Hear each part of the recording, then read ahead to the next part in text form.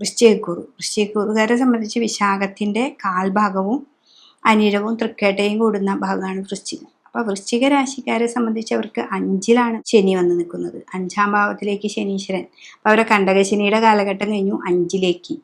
5-ാം ഭാവം വ്യാഴത്തിന്റെ ക്ഷേത്രത്തിലൊക്കെ പോയി നിൽക്കുമ്പോൾ ഒരു ഉപാസനയൊക്കെ നന്നായിട്ട് വളർത്തിയെടുക്കാനായിട്ട് സാധിക്കും.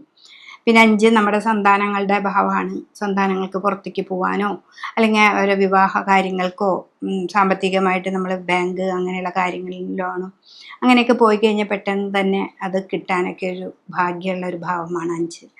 മന്ത്ര സാന്നിധ്യം കൂടിയിട്ടാണെന്നൊക്കെ പറയാം. അപ്പോൾ ശനി 5-ൽ നിൽക്കുന്നത് നമുക്കെപ്പോഴും ആത്മീയമായിട്ടുള്ള പുരോഗതിയെ ഉണ്ടാക്കി തരുന്ന ഒരു ഗ്രഹം കൂടിയിട്ടാണ്.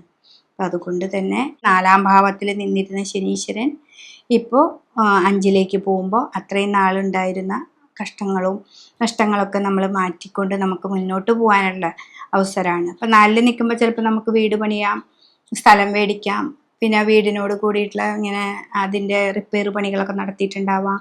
അതിലൂടെ നമുക്ക് സാമ്പത്തികമായിട്ട് ഇത്തിരി ബുദ്ധിമുട്ടുണ്ടാവാം. അതൊക്കെ മാറുന്ന ഒരു സമയം കൂടിയാണ് ഈ 2.5 വർഷക്കാലം. അപ്പോൾ ഒക്കെ ശിവന്റെ അമ്പലത്തിൽ തന്നെയാണ് നന്നായിട്ട് പ്രാർത്ഥിക്കേണ്ടത്. പിന്നെ നിങ്ങളുടെ കുടുംബ ക്ഷേത്രത്തിലെ കാരണന്മാരായ മുത്തപ്പൻ, വിഷ്ണുമായ അങ്ങനെയൊക്കെ ഉണ്ടെങ്കിൽ അവരെയൊക്കെ നന്നായിട്ട് പ്രാർത്ഥിക്കുന്നത് ഏറ്റവും നല്ലതാണ്. എന്ന് വെച്ചാൽ 5-ാം ഭാവമല്ലേ, അപ്പം നിങ്ങളുടെ കാരണന്മാർക്ക് ഒരു പവർ കൂടുന്ന ഒരു സമയം കൂടിയാണ്. ഇതാണ് വൃശ്ചികക്കൂറുകാരെ സംബന്ധിച്ച്.